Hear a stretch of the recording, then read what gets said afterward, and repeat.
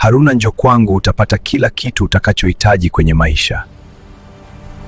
Umunipe mama yako ili ukue tajiri Haruna, ukijifikiria uje mapangoni. Haruna, uwepo wako ni bora zaidi, umeyakubali masharti zangu, uende hufurahie maisha.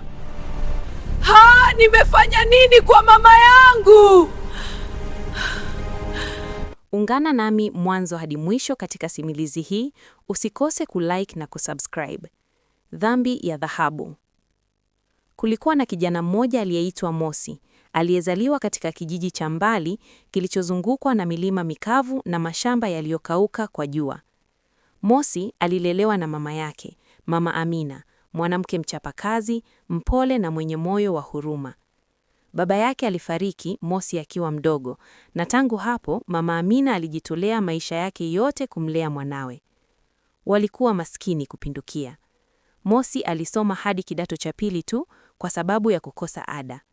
Alikuwa akiona wenzake wakifanikiwa, wengine wakipanda magari mazuri, wengine wakisoma vyuo vikuu, wakati yeye alikuwa bado anabeba ndoo za maji na kuchoma mkaa ili wapate chakula cha siku. Kadri miaka ilivyopita, wivu, hasira na tamaa vilianza kumlea Mosi zaidi kuliko maadili aliyofundishwa na mama yake. Kwa nini mimi ni maskini? Kwa nini maisha yaniniumize hivi? Siku moja alisikia juu ya mtu mmoja aliyekuwa akitajwa kama mshauri wa siri, mtu aliyedai kuwa anaweza kubadilisha hatima ya mtu kwa njia za kiroho. Watu walinong'ona kuwa waliomtembelea waliinuka ghafla kimaisha. Mosi, akiwa amekata tamaa, alimtembelea mtu huyo. Hakusikia sauti ya busara, bali alisikia maneno yaliyolisha tamaa yake. Utapata mali, heshima na nguvu, lakini kuna sadaka kubwa inayohitajika. Mosi hakuelewa kikamilifu uzito wa alichoambiwa. Alirudi nyumbani akiwa na mawazo mazito, usingizi haukumjia. Alipomwangalia mama yake aliyekuwa amechoka, macho yake yalijaa huruma, lakini sauti ya tamaa ilizidi sauti ya dhamiri. Na hapo ndipo alifanya uamuzi uliobadilisha maisha yake milele. Baada ya utajiri. Ndani ya miezi michache, maisha ya Mosi yalibadilika ghafla. Alianza kuonekana na pesa, akanunua pikipiki, akahamia mjini, watu wakaanza kumheshimu. Lakini furaha haikuingia moyoni mwake. Usiku hakulala. Alianza kuona ndoto za mama yake akimwangalia kimya kimya, macho yenye huzuni. Kila alipoangalia kioo, aliona mtu mwingine, si yule Mosi aliyekuwa akimpenda mama yake. Pesa ziliongezeka, lakini amani ilipungua. Alianza kuumwa, hakuna daktari aliyepata majibu. Biashara zake zilianza kudorora, marafiki wake walimwacha, na siku moja akaanguka hadharani na kulazwa hospitalini.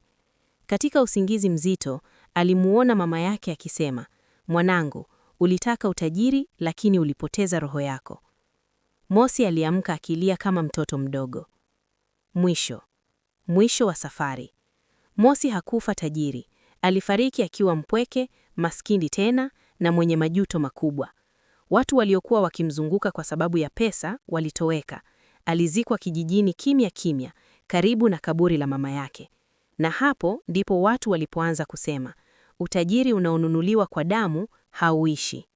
Baada ya kifo cha Mosi, kijiji kilikaa kimya kwa muda mrefu. Watu walizungumza kwa sauti za chini, kana kwamba waliogopa hata upepo usisikie mazungumzo yao.